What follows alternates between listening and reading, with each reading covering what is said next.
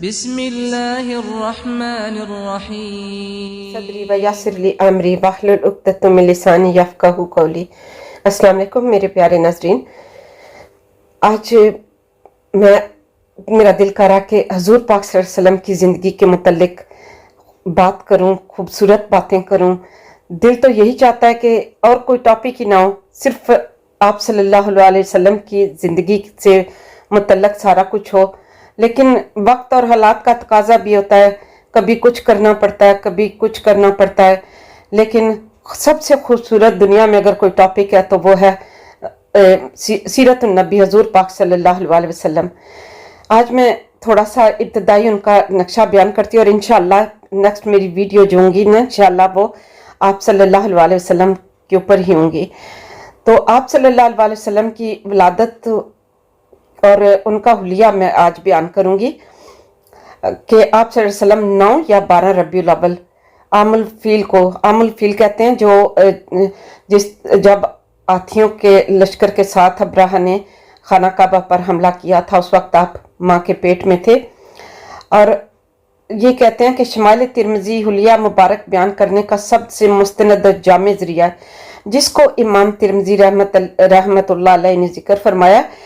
آپ صلی اللہ علیہ وسلم کا میانہ قد، سرخی مائل سفید گورا رنگ، سر اقدس پر سیاہ ہلکے گنگریالے ریشم کی طرح ملائم بال، انتہائی خوبصورت بال جو کبھی شانہ مبارک تک دراز ہوتے تو کبھی گردن تک اور کبھی کانوں کی لو تک رہتے تھے۔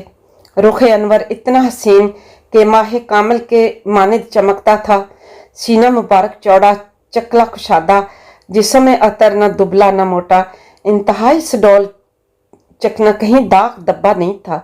دونوں شانوں کے بیچ پشت پر مہر نبوت کبوتر کے انڈے کے برابر سرخی مائل ابری کے دیکھنے میں بے ہاتھ بلی لگتی تھی۔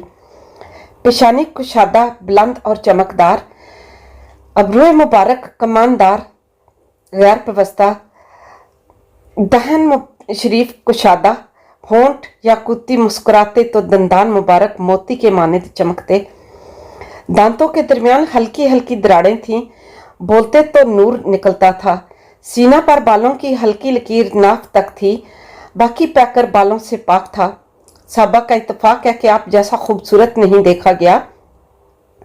یہ حضرت حسان بن ثابت رضی اللہ عنہ جو ہے وہ شاعری کرتے ہیں، اور حضور پاک صلی اللہ علیہ وسلم کی شان میں قصیدہ میں ان کا ایسے نقشہ کھینچتے ہیں، وَأَحْسَنَ مِنْكَ لَمْ تَرْقَتْ عَيْنِي وَأَجْمَلْ مِنْكَ لَمْ تَلْدَ النِّسَاء خَلَقْتَ مَبْرِيًا مِنْ كُلِّ عَيْبٍ كَأَنَّكَ قَدْ خَلَقْتَ كَمَا تَشَاءُ۔ آپ صلی اللہ علیہ وسلم سے حسین مرد وہ کہتے ہیں، یہ جنہوں نے یہ حضرت حسان بن ثابت کہتے ہیں کہ میں نے حضور پاک صلی اللہ علیہ وسلم سے زیادہ حسین مرد میری آنکھوں نے کبھی نہیں دیکھا، اور آپ سے زیادہ خوبصورت مرد کسی عورت نے نہیں جنا۔ آپ ہر قسم کے ظاہری و باطنی عیب سے پاک پیدا ہوئے، گویا آپ اپنی حسب مرضی پیدا ہوئے ہیں۔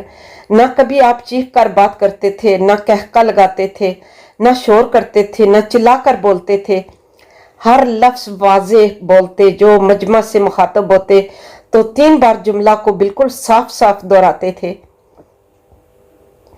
انداز کلام باوقار، الفاظ میں حلاوت کہ بس سنتے ہی رہنے کو دل مشاق، لبوں پر ہمہ دم ہلکا سا تبسم جس سے لب مبارک اور رخ انور کا حسن بڑھ جاتا تھا۔ راہ چلتے تو رفتار ایسی ہوتی تھی گویا کسی بلند جگہ سے اتر رہے ہوں، نہ دائیں بائیں مڑ کر دیکھتے تھے، نہ گردن کو آسمان کی طرف اٹھا کر چلتے تھے۔ تواضع کی باوقار مردانہ خود دارانہ رفتار ہوتی، قدم مبارک کو پوری طرح رکھ کر چلتے تھے کہ نعلین شریفین کی آواز نہیں آتی تھی۔ ہاتھ اور قدم ریشم کی طرح ملائم گداز تھے، اور قدم پرگوشت، ذاتی معاملہ میں کبھی غصہ نہیں ہوتے تھے۔ اپنا کام خود کرنے میں تکلف نہ فرماتے تھے کہ کوئی مصافحہ کرتا تو اس کا ہاتھ نہیں چھوڑتے تھے جب تک وہ خود الگ نہ ہو جائے۔ جس سے گفتگو فرماتے پوری طرح اس کی طرف متوجہ ہوتے، کوئی آپ سے بات کرتا تو پوری توجہ سے سماعت فرماتے تھے۔ پھر بھی ایسا روب تھا کہ صحابہ کو گفتگو کی ہمت نہ ہوتی تھی۔ ہر فرد یہی تصور کرتا تھا کہ مجھ کو ہی سب سے زیادہ چاہتے ہیں. اب اگلا جو انشاءاللہ میں وہ آپ کو حضور پاک صلی اللہ علیہ وسلم کے متعلق جو اگلی ویڈیو بناؤں گی وہ دعوت و تبلیغ کا آغاز جو ہے. تو اپنی دعا میں مجھے یاد رکھیے گا. اللہ حافظ. اللہ ربی والاسلام دینی ومحمدا رسول اللہ.